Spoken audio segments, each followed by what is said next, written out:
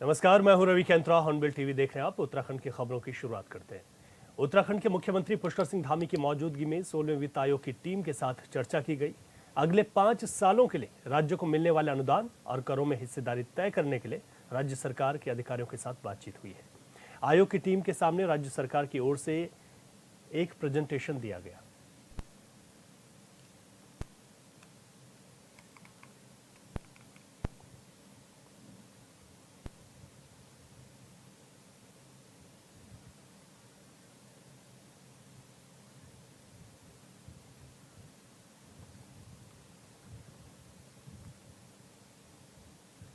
अधिक जानकारी के साथ हमारे संवाददाता योगेश आर्य इस वक्त हमारे साथ हैं। योगेश, इस पूरी बैठक में क्या कुछ खास बातें सामने निकल कर आई हैं? सरकार की ओर से जो प्रेजेंटेशन रखा गया उसको किस तरीके से समझा जा सकता है? हाँ देखिए रवि, बिल्कुल जिस तरह देखा जाए कि उत्तराखंड के मुख्यमंत्री पुष्कर सिंह धामी की मौजूदगी में 16वें वित्त आयोग की जो टीम आई थी उसके साथ जो है चर्चा की गई है। और देखिए इस पर चर्चा की अगर बात करें तो 5 साल के अगले जो राज्यों को मिलने वाले अनुदान हैं, कर हैं, उसकी साझेदारी को तय करने के लिए अधिकारियों के साथ ये बैठक हुई है और उसमें काफी बातचीत हुई है। इसके साथ साथ जो है आयोग की टीम के सामने जो राज्य सरकार ने अपना प्रेजेंटेशन दिया है वो जो है बेहद महत्वपूर्ण है, क्योंकि उसी के साथ तय करता है कि आखिरकार किस तरह का अनुदान जो है वो वित्त आयोग की ओर से मिलेगा। क्योंकि देखिए 5 साल का तय इसमें जो है वो कहीं ना कहीं ये जो टीम है वो करती है। इसके अलावा अगर देखा जाए तो क्योंकि जिस तरह से उत्तराखंड जो हिल स्टेशन है और ऐसे में कहीं ना कहीं जिस तरह से प्रतिवर्ष जो है आपदा आने की वजह से वित्तीय नुकसान जो है वो राज्य को होता है, तो उसके बारे में भी संपूर्ण जानकारी इसमें दी गई है ताकि जो है उसको भी जो है मद्देनजर रखा जा सके और सॉफ्ट कॉर्नर कहीं ना कहीं वित्त आयोग का रहे। और इसके साथ साथ जो अन्य जो पर्यटक स्थल है उनके बारे में भी जानकारी दी गई है, क्योंकि वह भी महत्वपूर्ण है, उनका विकास भी होना ये जरूरी होता है। तो तमाम इन बातों को लेकर के वहाँ प्रेजेंटेशन दिया गया है। उसके बाद जो ब्रीफिंग हुई है उसमें ब्रीफिंग में साफ तौर पर जिस तरह से अधिकारियों ने कहा है कि आने वाले वक्त में जो है जिस तरह से इसका आकलन किया गया है कि 30% किस तरह से इस राज्य को देखा जाए, ओरिजेंटल के रूप में कैसे देखा जाए, स्क्वायर रूप में कैसे देखा जाए, तो उसके पूरा प्रारूप जो है वो उन्होंने कहा है देखा गया है। इसके पूरी आकलन वो किया जाएगा। इसके बाद जो टीम है वो जो है कहीं ना कहीं बद्री और केदार क्षेत्र में भी जाएगी, वहां बैठक करेगी। तो निश्चित तौर पर अभी जो है बैठक होनी है और आने वाले वक्त में देखना होगा कि कितना अनुदान जो है वो राज्य को मिलता है। जिस तरह से प्रेजेंटेशन जो है वो कहीं ना कहीं जो है सरकार की ओर से दी गई है। जी बिल्कुल ठीक है योगेश, आपने किसी भी राज्य के लिए वित्त आयोग की बैठक का होना बेहद महत्वपूर्ण होता है और राज्य के विकास में ये महत्वपूर्ण भूमिका निभाती है, जिसका आने वाले वक्त में धरातल पर पता होगा। बहुत शुक्रिया आपका जानकारी के लिए।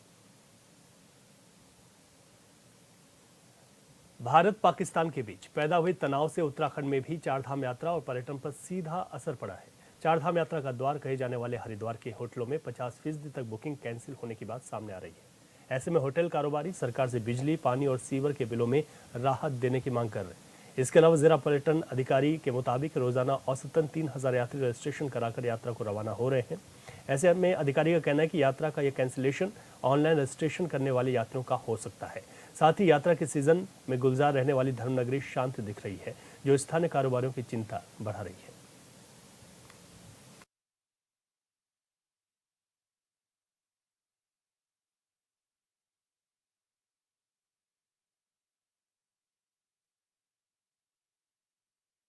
देखिए, जो पंजीकरण केंद्र जो हमने यहाँ पे इस्टेब्लिश किया है, इसमें तो ऑनलाइन ऑफलाइन बुकिंग जो हो रही है वो पर्याप्त मात्रा में टूरिस्ट आ रहे हैं और एवरेजन 2000-3000 आदमी हम हमारे यहाँ पर जो है पंजीकरण करवा ही रहे हैं। जो आपने कहा कि स्थानीय व्यापारियों का ये कहना है कि होटल खाली है, तो वो संभवतः हो सकता है ऑनलाइन के जो यात्री हैं उनका शायद इम्पैक्ट होगा कि वो उनके होटल कैंसिलेशन हो रहे हों, यही संभावना हो सकती है। जहाँ तक पर्यटन का विषय है, निश्चित रूप से पर्यटन को बहुत बड़ा आघात पहुँचा है। ख़ासतौर पर जो उत्तराखंड में ये जो समय है वो चारधाम यात्रा का होता है और जैसे ही ये सूचना आई कि भारत पाकिस्तान के बीच में युद्ध की स्थिति बन गई है, तो जितने भी यात्री थे जिनकी बुकिंग थी इमीडिएटली सारी की सारी कैंसिल होनी शुरू हो गई। हालत ये हो गई है आज की तारीख में कि हरिद्वार के तमाम होटल खाली पड़े हैं। तमाम पर्यटन व्यवसायी जो है इस बात का जो है परेशान है कि किस प्रकार से आगे यात्रा चलेगी। कहा जाता है कि हरिद्वार के लिए बैकबोन है और ये होटल कारोबारी के लिए या ट्रेवल्स कारोबारी के लिए पूरी इसी पे निर्भर रहता है। मई और जून पे ये देखिए पूरी खाली है, वैकेंट है। होटल सारे 50% हम लोगों का कैंसिलेशन हो चुका है। जितनी भी बुकिंग है 50% कैंसिलेशन है। आज हम लोग आराम से बैठे हुए, कोई काम नहीं हमारे पास। आप देखेंगे तो कहीं भी होटल ट्रेवल्स वाले सबके गाड़ी कितने की ऑफिस बंद है ट्रेवल्स वाले का, तो काम नहीं है। मैं तो सरकार से चाहता हूँ कि हम लोगों को बिजली बिल में, पानी बिल में, सीवर बिल में 50% की इसमें डिस्काउंट दिया जाए ताकि हम लोग आगे सर्वाइव कर पाएँ। अधिक जानकारी के साथ हमारे संवाददाता मनोज कश्यप फोन लाइन पर हमारे साथ हैं। मनोज, ये जो आंकड़ा सामने आ रहा है और जो बात होटल कारोबारी कहते हुए दिखाई दे रहे हैं कि कैंसिलेशन 50% के आसपास है, तो ये तो चिंता का विषय है ही, लेकिन मौके पर क्या लगती है कि स्थिति आने वाले दिनों में ठीक हो सकती है? और जिस तरीके से सरकार से गुहार लगाते हुए नजर आ रहे हैं कि उनको यहाँ पर छूट दे देनी चाहिए।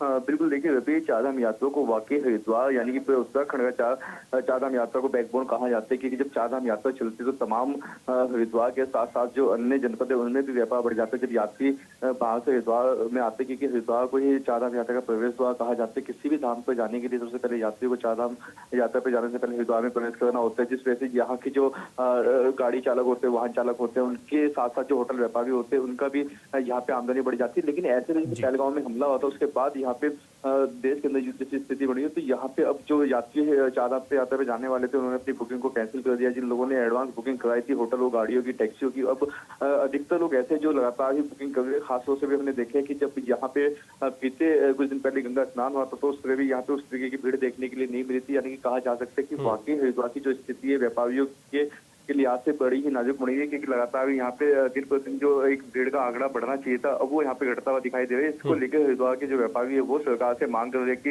इनको तमाम जो बिजली का बिल है, पानी का बिल है, सीवर का बिल है, उसमें 50% का डिस्काउंट को मिलना चाहिए। अब देखने वाली बात ये होगी कि सरकार होटल व्यापारियों के हित में क्या कुछ कदम उठाते हैं। ठीक है, हालांकि मनोज अभी शुरुआत है, इंतजार करना होगा कि क्या परिस्थितियां आगे बनती हैं और इस पर किस तरीके का निर्णय सरकार की ओर से भी इनकी मांगों पर लिया जाता है। शुक्रिया आपका। हरिद्वार की आबादी में फिर जंगली हाथी के घुसने की खबर सामने आई है। हरिद्वार की आबादी में ऐसी खबरें लगातार सामने आती रही हैं। ऐसे में अब बहादुराबाद क्षेत्र के सुमन नगर की गलियों में हाथी घूमता हुआ नजर आया, जिससे लोगों में दहशत फैल गई। लोगों ने खुद को घरों में कैद कर लिया और छतों से हाथी की हरकत को देखा। इसके अलावा सूचना के घंटों बाद भी वन विभाग नहीं पहुंचा। ऐसे में नगरवासियों ने वन विभाग पर लापरवाही का आरोप लगाया है। साथ ही स्थानीयों ने मांग की है कि इलाके में वन विभाग की निगरानी बढ़े और आपात दिशा निर्देश जारी हो।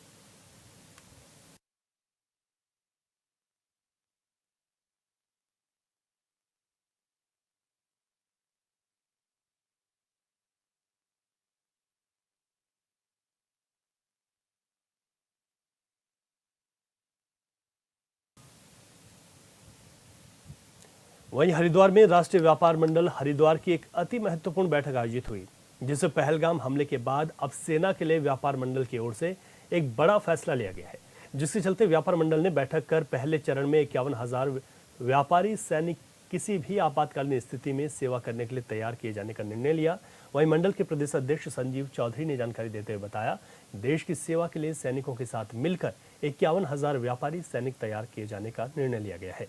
देश के पीएम और राज्य के मुख्यमंत्री से एक ऐसा स्थान उपलब्ध कराए जाने की मांग कर रहे हैं जहां व्यापारी सैनिकों को देश की सेना की तरह युद्ध कौशलता का प्रशिक्षण दिया जा सके। उन्होंने किसी भी आपात स्थिति में देश के सैनिकों के साथ कंधे से कंधा मिलाकर सेवा करने का अवसर मिले, इस बात को कहा है।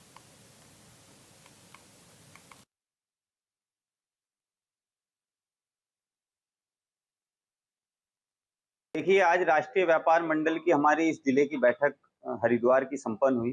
बैठक में हम सब लोगों ने देश के यशस्वी सेना और देश के यशस्वी प्रधानमंत्री आदरणीय नरेंद्र भाई मोदी को धन्यवाद और बधाई इस रूप में दी कि उन्होंने भारत में मारे गए नागरिकों की जो हत्या हुई आतंकवादियों द्वारा, उसका बदला हम सब लोगों के सामने इस रूप में लिया कि आज भारत दुनिया की एक ताकत बनकर उभरा है। तो इसके लिए हम सेना को और सरकार को दोनों को बधाई देना चाहते हैं। साथ ही राष्ट्रीय व्यापार मंडल ने निर्णय लिया है कि हम पहले चरण में देश की सेना को भारत के यशस्वी प्रधानमंत्री नरेंद्र भाई मोदी जी के माध्यम से 51,000 व्यापारी सैनिक तैयार करके देंगे, जो किसी भी आपातकालीन परिस्थिति में इस देश के लिए मरने खपने के लिए, मर मिटने के लिए तैयार हों।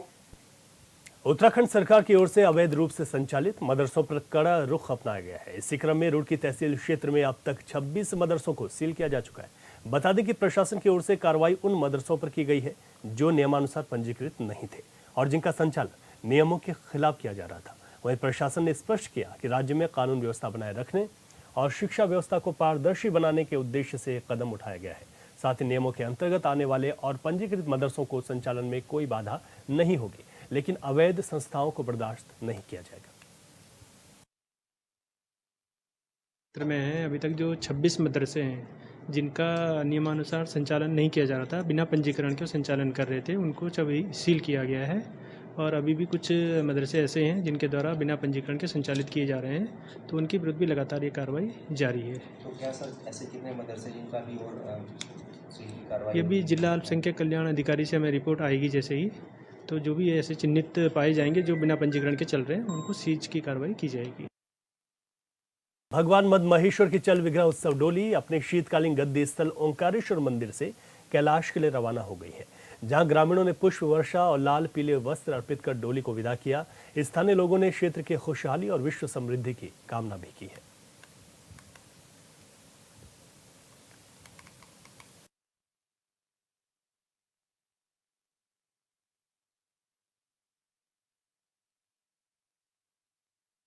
भगवान श्री मधमेश्वर अपने धाम के लिए निकल गए हैं और प्रातः काल में भगवान का यहाँ पर अर्चन हुआ और भगवान श्री मधमेश्वर जी के जाने वाले पुजारी जी को श्री जगतगुरु महाराज जी के द्वारा पगड़ी अचकन पहना करके उनको वर्ण बांध करके 6 माह की पूजा के लिए उनको भेजा गया। आज भगवान श्री मधमेश्वर जी का जो रात्रि पड़ाव होगा राकेश्वरी मंदिर रांची में होगा और 21 तारीख को ठीक 11 बजे शुभ मुहूर्त में भगवान के श्री कपाट खोल दिए जाएंगे। सभी सनातनियों से, सभी धर्मावलंबियों से यह निवेदन है, शिव भक्तों से निवेदन है कि इस दिव्य धाम में आकर के भगवान के श्री चरणों के दिव्य अनुकंपा को प्राप्त करें, भगवान श्री मधमेश्वर जी का दिव्य आशीर्वाद ग्रहण करें और अपने जीवन का कल्याण करें। उधर अल्मोड़ा में इस बार गर्मियों का मौसम भी सुहावना बना हुआ है, जहां आसमान में घने बादलों की चादर छाई है। अप्रत्याशित मौसमी बदलाव ने एक और नगरवासियों को तपिश से राहत दी, वहीं दूसरी ओर वन विभाग ने भी चैन की सांस ली है। डीएफओ दीपक सिंह ने बताया कि मई के महीने में अच्छी बारिश हुई, बरसात से जंगलों में आग की घटनाओं में करीब 80% की कमी दर्ज की गई है।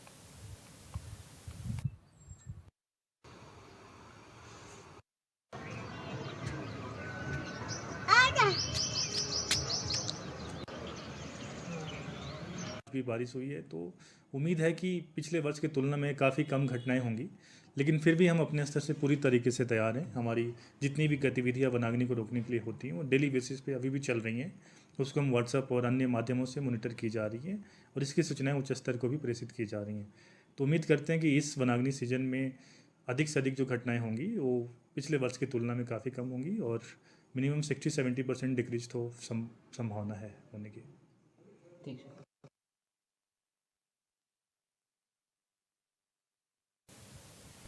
चमोली में पुष्कर कुंभ चल रहा है, जिसमें हजारों की संख्या में लोग शामिल हो रहे हैं। इस धार्मिक आयोजन को लेकर मान्यता है कि यहाँ पर इन दिनों 60,000 देवी देवता स्नान करते हैं। दक्षिण भारत के श्रद्धालु भी इस शुभ अवसर पर नदी में डुबकी लगाकर पुण्य के भागीदार बनने के लिए यहाँ पहुंच रहे हैं। इस रिपोर्ट में देखिए।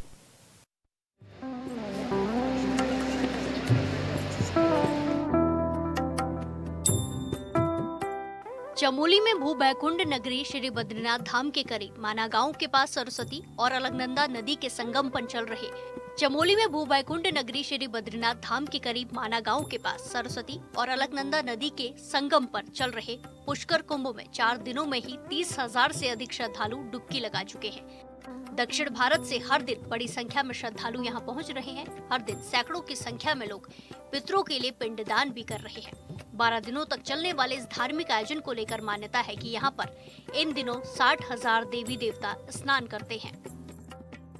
पुष्कर कुंभ दक्षिण भारतीयों का ये कुंभ है जो कि सरस्वती नदी पे स्नान करने आते हैं। ये करीब 12 साल बाद 2013 में ये लोग आए और इस बार 2025 में 14 मई से इनका कारवां चला जो 26 तारीख तक चलेगा। विशेषतः ये लोग यहाँ पे पूजा पाठ, दान, पिंडदान और अपने पितरों को मोक्ष के लिए प्रार्थना करते हैं। इस बार करीब ये भीड़ बहुत बढ़ गई है। 15 तारीख से तो बहुत अथाह भीड़ रहा है। माना में भंडारा प्रसाद का आयोजन किया जा रहा है, जिसमें हजारों श्रद्धालु प्रसाद ग्रहण कर रहे हैं। प्रत्येक 12 वर्षों में देश की 12 पवित्र नदियों के तट में लगने वाले इस आस्था के महापर्व पुष्कर कुंभ को लेकर श्रद्धालुओं में गजब का उत्साह नजर आ रहा है। मान्यता है कि 12 दिनों तक चलने वाले इस पुष्कर कुंभ में करीब 60,000 देवी देवताओं के साथ त्रिदेव, यक्ष, किन्नर, गंधर्व और तीनों लोकों के देवगण इस संगम तट पर दिव्य स्नान के लिए पहुंचते हैं, जिसके बाद इस संगम तट का जल अमृतमय हो जाता है। लिहाजा इस पुष्कर कुंभ के दिव्य स्नान के लिए प्रतिदिन हजारों श्रद्धालुओं का सैलाब उमड़ रहा है। 16 तारीख से थोड़ा बहुत जो प्रशासन पुलिस वालों ने अपने क्राउड मैनेजमेंट के द्वारा इन पर काफ़ी नियंत्रण किया और बहुत अच्छी तरह से ये पूजा संपादित हो रहा है। और मैं प्रशासन से गुजारिश करता हूं कि प्रशासन भी अपने तरफ से जो कार्य हो वो कर सके। पीआईओ से मेरा निवेदन है कि जो मास्टर प्लान के अंदर जो कार्य हो रहा है उसमें थोड़ा बहुत इनके लिए जो रास्ता अप्रोच वगैरह वो बनाएं, तो इस जो महोत्सव में है 4 चांद लग जाएंगे। जिला प्रशासन ने भी पुष्कर कुंभ को लेकर तीर्थ यात्रियों की सुरक्षा, स्वास्थ्य सहित अन्य व्यवस्थाएं भी दुरुस्त की हुई है। संगम तट पर एसडीआरएफ सहित पुलिस के जवान यात्रियों की सुरक्षा के लिए तत्परता के साथ मौजूद है। वहीं मेडिकल टीम भी संगम तट पर मौजूद है। माना के केशव प्रयाग में पुष्कर कुंभ के चलते बद्रीपुरी में प्रतिदिन आने वाले श्रद्धालुओं की तादाद भी बढ़ने लगी है। कपाट खुलने से लेकर अब तक करीब लाखों श्रद्धालु बद्रीपुरी पहुँच चुके हैं। देवदर्शनी से लेकर माणा मणि, भद्रपुर, केशव प्रयाग, संगम तट तक जहां तक नजरें दौड़ाई जाए, तीर्थ यात्रियों की चहल पहल नजर आ रही है। तीर्थ यात्रियों की आमद बढ़ने से बद्रीपुरी और मणिभद्रपुर माणा नगरी इन दिनों गुलजार नजर आ रही है। Bureau report, hornbill TV.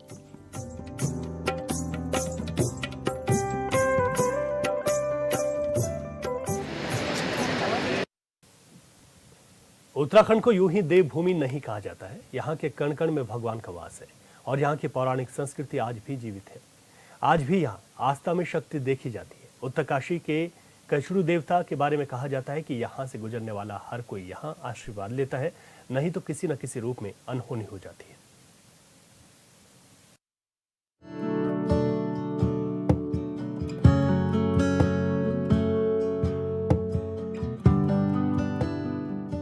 Uttarkashi में डूंडा स्थित कचडू देवता मंदिर के बारे में बताया जाता है कि वो हिमाचल प्रदेश के रहने वाले थे और उनकी बहन का विवाह जनपद उत्तरकाशी की बरसाली पट्टी के किसी गांव में हुआ था। एक बार जब वो अपनी बहन को मायके ले जाने के लिए आ रहे थे तो थकान होने के कारण वो डूंडा में एक पेड़ के नीचे बैठ गए और बांसुरी बजाने लगे। बांसुरी की धुन से परियां, जिसे स्थानीय भाषा में आचरी मातरी कहा जाता है, उन्होंने कचडू को हर लिया और अपने साथ चलने को कहने लगी।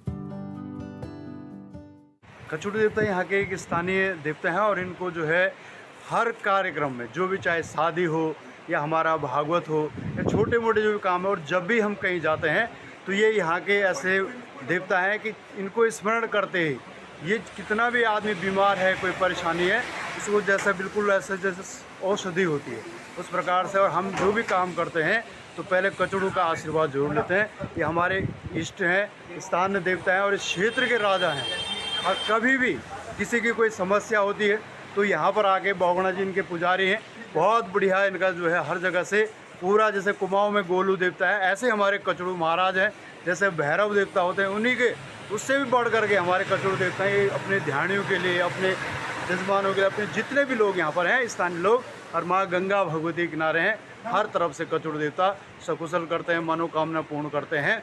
इसलिए यहाँ पर वर्ष भर जो है यहाँ पर तांता लगा रहता है। इनका मूल स्थान भी यहीं पर है, रनाड़ी गांव में। यहाँ पर डूंडा गांव है। जितने भी लोग हैं कचडू देवता, चाहे कोई त्यौहार हो, बारात हो, कोई भी कार्यक्रम हो, प्रतिष्ठान, जितने भी कार्यक्रम होते हैं, कचडू देवता जो है इनमें हर बार होते हैं। पुजारी और स्थानीय लोग बताते हैं कि जब परियों ने साथ चलने को कहा तो कचडू ने उनसे वादा किया कि वो बहन को विदा कर खुद ही यहाँ चले आएंगे। समय बीतता गया, कचडू बहन को विदा कर वादे के मुताबिक इस स्थान पर आया और वहाँ से परियां उसे अपने साथ ले गई। साथ ही कचडू को वरदान दिया, आज से पूजे जाओगे और इस रास्ते से निकलने वाला हर व्यक्ति यहाँ कुछ न कुछ भेंट चढ़ाकर ही आगे बढ़ेगा, नहीं तो अनहोनी हो जाएगी। लिहाजा यहाँ से जाने वाला हर कोई कुछ न कुछ भेंट चढ़ाता है। पूर्व से ही है, क्योंकि हमारे जो कचौड़ी देवता हैं एक परिवार के रूप में माने जाते हैं। और जब भी कोई अधिकारी, जैसा आप कह रहे हैं, वो पहले यहाँ पर आते हैं, फिर विश्वनाथ में जाते हैं, क्योंकि प्रवेश द्वार हमारा चिन्याली है। ऐसे ही प्रवेश द्वार यहाँ पर कचौड़ी देवता है। और कोई भी अधिकारी हो, जब भी चाहे डीएम साहब हो हमारे, चाहे कोई शिक्षा अधिकारी हो, अवश्य ही यहाँ से आशीर्वाद लेके जाते हैं। फिर काशी विश्वनाथ में विश्वनाथ भगवान माँ शक्ति का आशीर्वाद लेते हैं और पूर्ण जो है उससे जो है उनको फलित भी होता है। जो भी कार्य होते हैं इस प्रकार से जो है कचौड़ी देवता का आशीर्वाद लेते हैं। स्थानीय लोग इस बात को मानते हैं कि यहाँ कोई अधिकारी हो या कर्मचारी जब ज्वाइन करने आता है तो सबसे पहले कचौड़ी देवता की पूजा करता है। यहाँ तक कि इस रास्ते से जो भी बारात निकलती है उसे यहाँ पहले तो बकरा काटकर चढ़ाना पड़ता था, पर यहाँ पर अब श्रीफल चढ़ाना पड़ता है, नहीं तो वंश आगे नहीं बढ़ता है। स्थानीय लोगों के पास कई प्रत्यक्ष उदाहरण हैं। ये बताते लोग, हमारे दादा पिता यहाँ के पुजारी, वो बताते हैं कि ये एक 16 वर्ष का बालक था और वीर टाइप का था, जैसे अर्जुन का पुत्र था। और इसे लोग बाल कृष्ण बोलते हैं क्योंकि बांसुरी बजाता बहुत।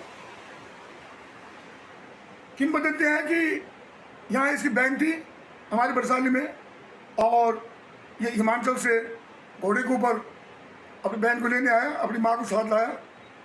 और यहाँ पर जो ये मंदिर है, इसके बगल में एक पेड़ है, ये पेड़ है यहाँ पे, इसके नीचे से हम लोग घोड़ा बांध करके बांसुरी बजाने लग गए। और उस जमाने हमारे पिता लोग बोलते थे कि यहाँ कोई आबादी नहीं थी, एक अमूमन रास्ता था, उसमें रोड भी नहीं थी यहाँ, जैसे कि आज यहाँ पर रोड है, गाड़ियाँ चलती है, वीरान जैसा था। तो ये बांसुरी बजाते बजाते जो है यहाँ पर जो है, जिन्हें हम परियां बोलते हैं, आक्षी मातृ बोलते हैं, एंजल बोलते हैं, वो आ गई और उन्होंने कहा कि भाई आप बहुत सुंदर बांसुरी बजाते हैं, आप हमारे साथ चलो। कहा सुने होने पे इनका आपस में विवाद हो गया। इसके अंदर जो देवी की शक्ति थी वो आ गई और देवी से युद्ध करते हुए इसको जो है, ये देवी ने इसकी माँ से, बहन से इसको पटक दिया। गंगोत्री राजमार्ग पर कचौड़ी देवता का मंदिर होने के कारण चारधाम यात्रा पर आने वाले श्रद्धालुओं के लिए भी ये आस्था का केंद्र है और श्रद्धालु यहाँ दर्शन के बाद गंगोत्री धाम रवाना होते हैं। हो सकता है कि आज के समय में इस तरह की मान्यताएं कई लोगों के लिए कोई मायने नहीं रखती हों, लेकिन यहाँ के स्थानीय लोग इसे आज भी मानते हैं। Bureau report, hornbill TV. और इस बुलेटिन में अभी के लिए इतना ही। खबर से अपडेट रहें और देखते रहे हॉर्नबिल टीवी। इजाजत दीजिए, नमस्कार।